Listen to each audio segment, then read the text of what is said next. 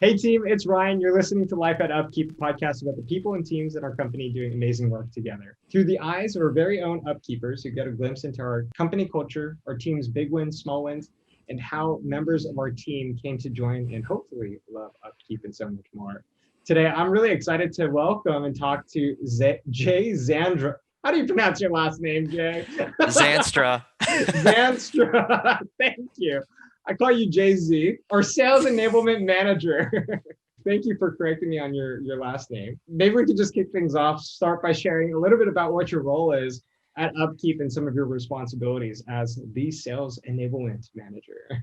Basically just the enabler for all things sales. So on any given day, I could be working with new hires, helping them understand and learn the ins and outs of the industries that we work in, or I could be spending time with an account executive role playing and sharpening their discovery call, questioning, and summaries to help them better present on their product, or working with marketing to help build the content around that industry knowledge to give reps a go-to battle card while they're in the heat of a conversation where they need that key detail that's going to help them ultimately prove themselves as experts and move that prospect to making a decision and hopefully for choosing upkeep. There's a lot of variety in the job, and that's one of the pieces I enjoy, but something that's going to move the needle on anything that we can measure. So whether it's sales process, industry knowledge, or product knowledge, whatever I'm doing has to tie back to some way to measure and make sales reps better at their roles and enjoy it more. Prior to you coming on board, I had never worked with a sales manager before, and I realized like how important of a role it is to the entire company. I mean, you're basically helping support the entire sales team. You got a lot of people pinging you, I'm guessing, on a day-to-day basis. Maybe the question here for me to you, Jay, is how did you first get into this thing called sales enablement? How did you start your career? By accident, like a lot of people find their way into that career. I did sales for most of my professional life, mainly because I wasn't a great student and I did not like sitting behind a desk, but I like to talk to people. So I kind of tripped and stumbled through a couple sales jobs before I landed at Groupon and really actually caught my stride on the sales front. I wanted to help other people get good at sales because it's not easy to get to be an effective sales rep. It's a typical long process and it's not always a straight line. So at Groupon, I got lucky enough to interview for a sales trainer position. That role over the next 2.5 years with the training team at Groupon, we kind of built out what enablement was going to be at Groupon. I can't believe it's been a year, but I do remember a year ago, us chatting in the interview. I think that's what really drew me and all of us to say, heck yeah, we need Jay on our team right away. I appreciate that. How did you first find out about Upkeep and ultimately what made you want to join the team? Back when I actually got married, my wife and I said, 5 years into this marriage, we are moving to the West Coast. We want to be by her family. We want some time to be independent, kind of isolated from both families so we can learn to live with each other before diving into that family dynamic. But 5 years hit last October and we started driving. So I just went anywhere I could, any connections I had, and found Upkeep through an online recruiting site. I think it was Indeed actually, where Tyler found me through.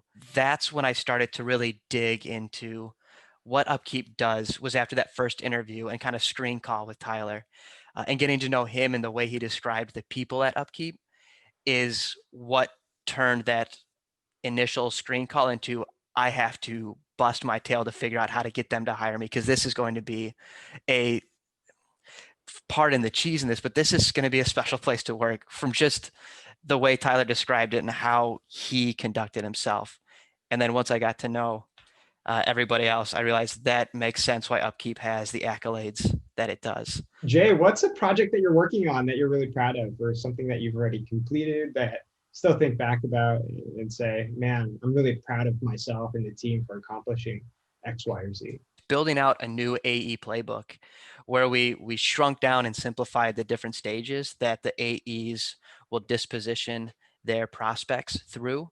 Uh, and it's something that's just really exciting to work on because it's not just me doing it. It's like you mentioned earlier, I can't do my job without collaborating with other people.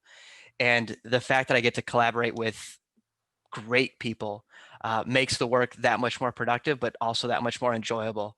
So starting with first, what are these new stages going to be? Having Jeff and Curtis lay the foundation in Salesforce of what that new structure is going to look like, and did it really well, which makes the rest very easy. Talking to Garrus and Vala to troubleshoot and figure out these are the new stages. What's the exit criteria for each of those, and making sure it fits and isn't tone deaf when we roll it out to the sales floor and manage that change. And then working with marketing to help me build the content and the details to troubleshoot those exit questions or strategies for specific industries. Like there is almost every piece of the org touched this project in one way or another. And I get to be the lucky one at the end to say, here's the project. What's something that you love about Upkeep that you've been that you look back at and say, this is something very special. I'll bring it back to the people that I get to work with, from the people on the sales team to the people in the other aspects, the ops team, the CS team, product. And it's two aspects of every person I've gotten to work with. Is one, anytime you go to ask somebody for help or extra time to commit to another project, it's never, I'm too busy, I'm sorry, I can't. It's, yes, how can I help? Here's my bandwidth. Because they're so talented, you want to rise to that level of talent as well. So if you don't possess that talent now, you'll figure out how to get that talent later. You also have people be extremely candid with you when they can't help, or if it's not something within their scope. And it's not done to hurt feelings or be grouchy. It's because they want the best for whatever plan you're working on, and they're going to tell you if they can't do it well, or if they're not the right person to do it, or if the idea just stinks and you need to go a different direction. There's an attitude behind that criticism that shows that we want this to be the best that it can be, and here's why we're showing you the criticism or another idea. And that mindset for feedback makes it way less scary to put out fresh ideas or try something that maybe you haven't done before. Jay, I mean, that kind of wraps it up for our discussion on life at Upkeep. I really appreciate you for joining me. If anyone on the team wants to connect, shoot me a Slack, shoot me an email. I hope to connect with all of you guys soon. I'll talk to you guys later. And thanks again, Jay.